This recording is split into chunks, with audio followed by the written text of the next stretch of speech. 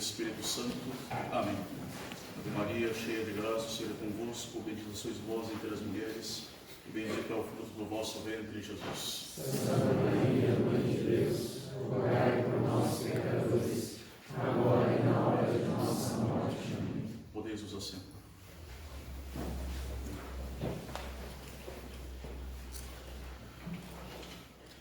De algumas verdades, a Igreja, ela nos chama a atenção, ela nos lembra com os ritos fúnebres, com os ritos dos mortos.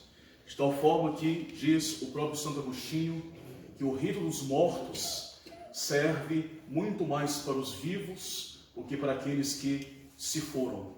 Evidentemente que serve para aqueles que se foram, porque a Igreja, se voltando com seu olhar de misericórdia para o purgatório, ela oferece as indulgências, oferece as graças para as almas dos fiéis defuntos. Mas todo o aparato fúnebre dos ritos de defuntos serve mais para aqueles que na terra conseguem ainda contemplar e, através dessa contemplação, tirar uma boa meditação para a própria vida. Algumas memórias a Igreja nos lembra, então, neste dia de finados. Uma primeira memória é a memória da realidade da morte. Nós não podemos fugir da realidade da morte e temos que aprender a aceitar. Isso é cabal para a nossa vida, a aceitação da realidade da morte. Somente com esta aceitação de que um dia de que essa realidade existe para todos nós e que a única solução para ela é a ressurreição trazida por nosso Jesus Cristo, somente assim nós teremos uma verdadeira tranquilidade de alma, uma tranquilidade de vida cristã na nossa vida católica. Não é possível ter uma vida católica tranquila sem considerar esta realidade da morte, que é a primeira coisa que a Igreja nos prega no rito fúnebre. E esta morte, justamente, é uma decomposição. A morte é uma decomposição do ser humano enquanto composto. A alma, ela se separa do corpo. O corpo vai ser devolvido para a terra, segundo aquela maldição que nós recebemos de Deus no Gênesis: tu és pó e para o pó retornará. E a alma ganha o seu destino, ou o céu, ou o inferno. Podendo, evidentemente, a maioria das almas justas passar pela realidade do purgatório antes de atingir o céu. A morte, ela opera a nossa desintegração como um salário para o nosso orgulho. Diante da morte, não há orgulho humano possível, não há vaidade. Aquele homem vaidoso, orgulhoso diante dos homens, que souberam desprezar os seus irmãos, um dia irá, como todos os outros, se desintegrar numa humilhação vergonhosa e voltar para a boca dos vermes. A morte, ela é um salário para o nosso orgulho, um salário para a nossa vaidade. Nós não somos nada. De que vale o ser humano? De que vale a nossa vaidade, que vale o nosso orgulho. No momento seguinte à nossa morte, nós seremos iluminados pela luz do Cristo Juiz, que nos mostrará qual foi a nossa escolha definitiva. A sentença do juiz não é uma sentença impositiva, mas é simplesmente mostrar qual foi a nossa escolha. Escolhemos a Cristo ou demos as costas para Cristo.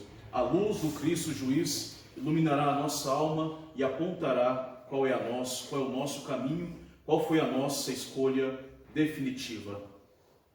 Esta morte e o juízo são realidades da vida cristã que nós não podemos deixar de considerar, tão previsíveis quão imprevisíveis. Previsíveis, porque hão de chegar certamente para todos nós, sem distinção, para todos nós, para os nossos familiares, vai chegar esta realidade da morte e do juízo. Imprevisíveis, essas realidades, porque nós não sabemos quando. Daí a importância de estarmos sempre preparados. A segunda memória do rito fúnebre é a memória da realidade da nossa morte. Não basta pensar na morte enquanto algo geral, mas na minha morte especificamente. Nós seremos os próximos. A caveira que nós colocamos justamente a olhar para nós sobre os catafalcos fúnebres, justamente para nos lembrar, nós seremos os próximos, nós seremos desse jeito. Essa será um dia a nossa bela face, sempre sorridente, sempre debaixo, uma vez agora debaixo da terra, sorrindo talvez para o céu ou para a nossa perdição eterna. Nós seremos os próximos. E a partir desta hora, na hora da nossa morte, não tem como mais voltar atrás. Não terá mais uma segunda chance, não tem como mais se arrepender. A morte, ela dá o fim na nossa escolha. Ela cristaliza a escolha que nós fizemos na nossa vida. E este pensamento importante de que eu serei o próximo e que meu dia vai chegar, deve me fazer não levar para um desespero, não levar para uma desesperança completa, não me levar para uma grande tristeza ou ansiedade, muito pelo contrário, deve me levar a mudar concretamente a minha vida. É interessante, num dos belos responsórios do ofício de mortos, que é um dos ofícios mais bonitos compostos pela igreja, muito antigo, data certamente do início da Idade Média, nos responsórios de mortos nos diz: meu Cristo, quando vieres no mundo para julgar os vivos e os mortos, onde eu poderei me esconder? Onde é que eu vou me esconder quando vieres julgar os vivos e os mortos? Porque eu pequei muito na minha vida.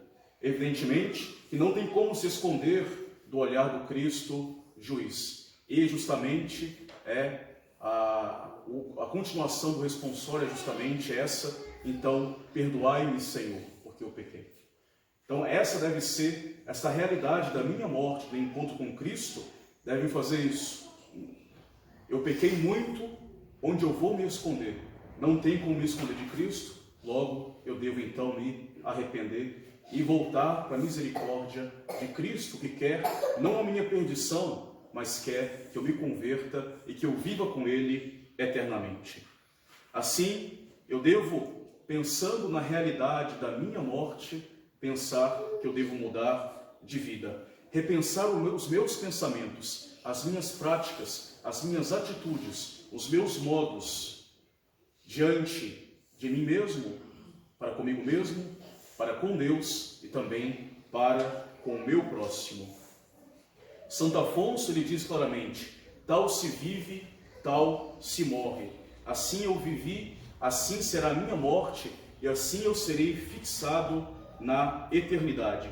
Tal vida, tal morte, tal eternidade. E devemos parar para pensar o que realmente para nós é justo e necessário, o que realmente é importante para nós, que deve ser isso: ordenar toda a minha vida, me converter totalmente para nosso Senhor Jesus Cristo. O que eu fiz, por exemplo, com o corpo que Deus me deu. O que eu fiz com a minha alma, enriquecida de virtudes ou de vícios. O que eu fiz das minhas riquezas. O que eu fiz dos bens com os quais a providência me acumulou durante a minha vida com tanta bondade. O que eu fiz com os meus talentos intelectuais, os meus talentos artísticos. Eu ordenei isso tudo para o meu justo necessário para Deus, ou eu fiz de tudo isso o único necessário da minha vida? Eu me tornei Deus no lugar de Deus, idolatrando as minhas riquezas, o meu corpo, os meus talentos, os meus bens em geral.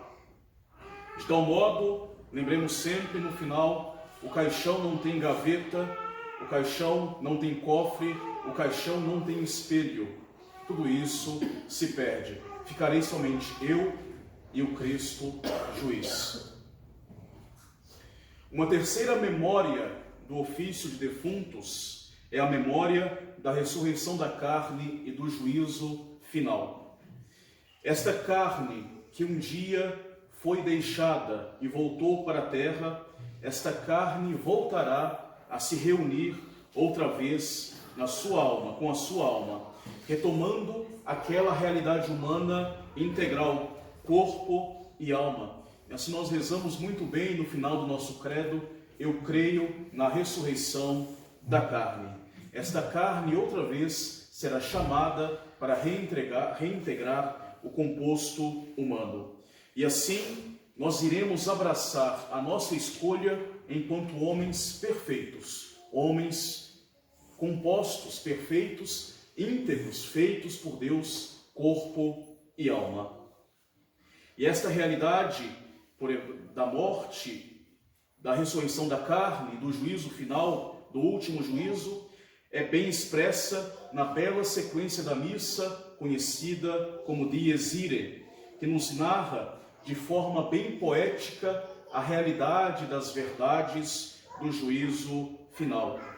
O dia da ira anunciado pelo som da trombeta, que nos chamará a comparecer diante do justo juiz, que se assentará no tribunal de todos os séculos. Todos os homens se comparecerão diante dele, nenhum faltará, tanto os vivos quanto os mortos, tanto os bons quanto os maus.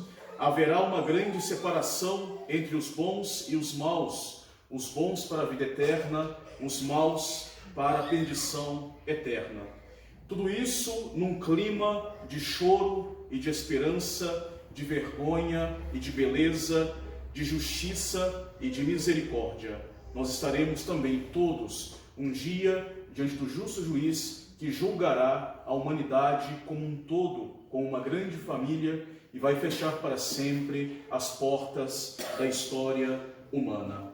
Ele virá julgar os vivos e os mortos, e diante daquele tremendo juiz, os séculos nada mais são do que meras cinzas, cairão como pó. Daí nós cantamos no início desse poema: Dies Irae, dies illa, solve século in favilla.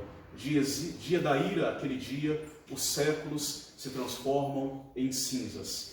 Cinzas, os séculos, diante da eternidade do justo juiz. Diante daquele que é eterno, todas as coisas passam.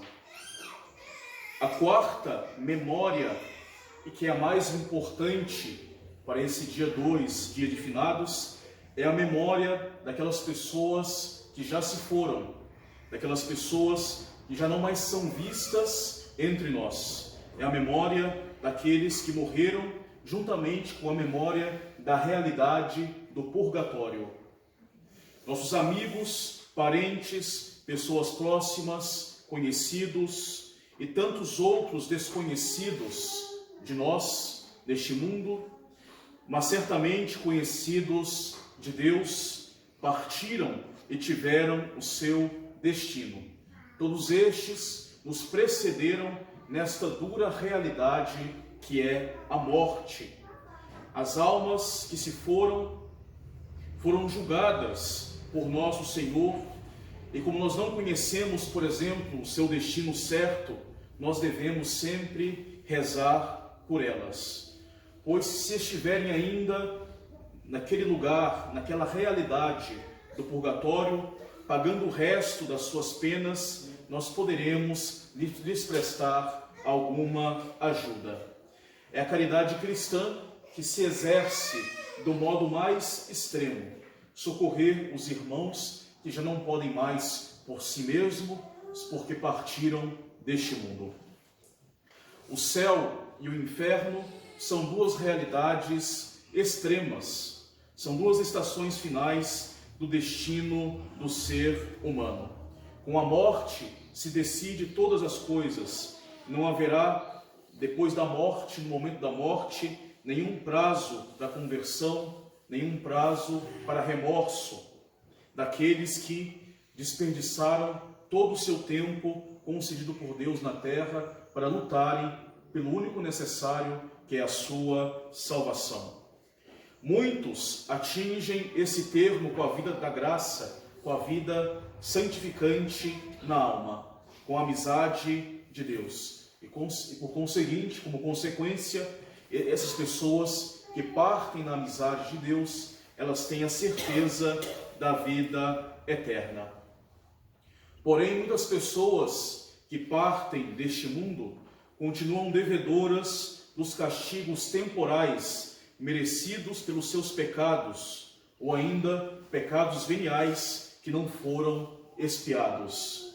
E por todas estas almas santas, almas justas, que ainda devem a Deus essas penas, pagar essas penas temporais pelos seus pecados, por todas essas almas, Deus estabeleceu a lei de pagarem as suas dívidas até o último centavo, nesta realidade que é o purgatório. Enquanto nós somos viajantes sobre a terra, nós dispomos de muitos modos de pagamento rápido e fácil, mesmo das maiores dívidas contraídas com Deus, como por exemplo a confissão, a Santa Missa, a recepção dos sacramentos, as indulgências, as penitências e jejuns corporais, os sofrimentos da nossa vida levados com paciência. Tudo isso são meios que a graça de Deus, que Deus nos dá para quitar essa dívida contraída por causa dos nossos pecados. Do instante da morte em diante, se nós tivermos a graça de Deus em nossa alma, nós estamos salvos. Mas para o pagamento das dívidas temporais que ainda existem para nós, nós dispomos de uma única possibilidade, que é sofrer os castigos merecidos até o fim no purgatório.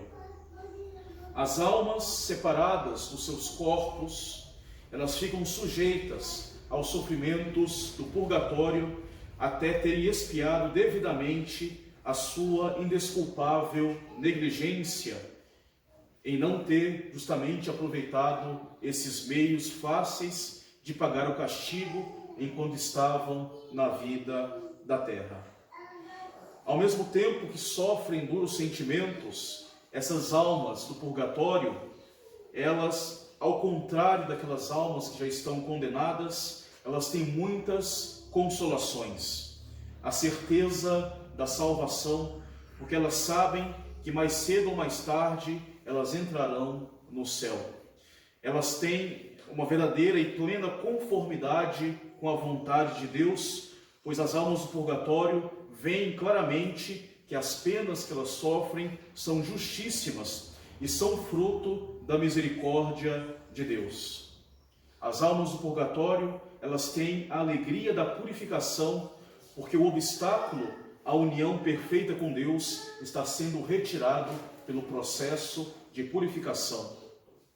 As almas do purgatório, elas têm também um alívio contínuo na medida em que avançam a sua purificação por uma grande misericórdia e bondade de Deus. E muito provavelmente as almas do purgatório têm as assistências espirituais de Nossa Senhora e do seu anjo da guarda, que continuam a interceder por elas. E apesar desta certeza feliz, essas almas do purgatório, elas sofrem indizivelmente com o adiamento desta hora de se unirem a Deus, que é o chamado sofrimento do dano. Elas ainda não veem a face de Deus. E este sofrimento do dano e o sofrimento dos sentidos, através do fogo, pagam seus castigos temporais, suas penas temporais. Só podem agora pagar e expiar, porque o tempo de merecer já passou, o tempo de se valer dos sacramentos, de aproveitar ativamente dos tesouros da graça que dispensa a Igreja, esse tempo já passou e não tem mais retorno.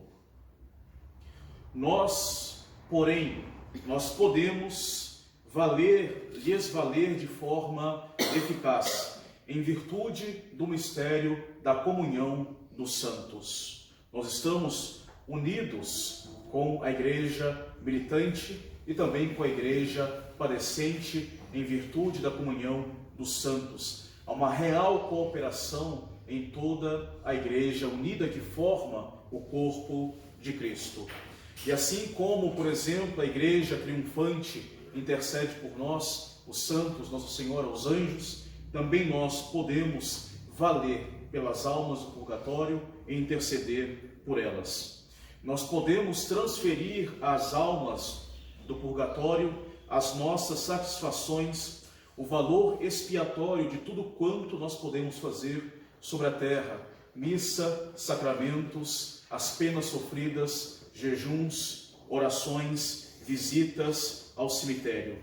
Nós podemos fazer tudo isso oferecendo por elas o valor expiatório da missa, as indulgências plenárias e parciais que nos dá a igreja, intercedendo por elas junto de Deus, dando a elas esse valor expiatório dos nossos méritos, dos nossos sofrimentos bem suportados e também das nossas boas obras. A igreja é a primeira a nos dar o exemplo neste sentido e se volta para elas através de uma liturgia toda especial, a liturgia fúnebre, uma liturgia de luto, coberta de tristeza e de choro nos seus cânticos, nos seus textos, nas suas orações, olhando para elas e recomendando a nós também que nós façamos o mesmo, sobretudo visitando neste tempo de oitava os cemitérios, os túmulos, aplicando para elas as nossas comunhões, as nossas confissões e aplicando nelas as indulgências desses nossos atos meritórios. Rezar pelas almas é um grande dever de misericórdia e está entre as obras de misericórdia espirituais, rezar a Deus pelos vivos e pelos defuntos. E nós temos a obrigação de rezar ao menos pelas almas dos nossos parentes e amigos que nos deixaram. Não nos esqueçamos da gratidão que estas almas terão para conosco por causa desta mão amiga que nós prestamos a elas. As santas almas partidas do purgatório, elas ingressam no céu, ingressam na total santidade e glória de Deus e são santas participantes da luz divina. E aí, certamente, elas vão poder retribuir o que nós tivermos feito por elas, abreviando o tempo do seu purgatório. A gratidão dessas almas para conosco será imensa. Nós teremos, podemos dizer assim, santos pessoais que nós ajudamos a chegar no céu, que deverão a nós ter chegado mais rapidamente na sua glória eterna. Possamos então, diante desta realidade, prestar este auxílio, prestar essa devoção que nos ensina a Igreja pelas almas do purgatório.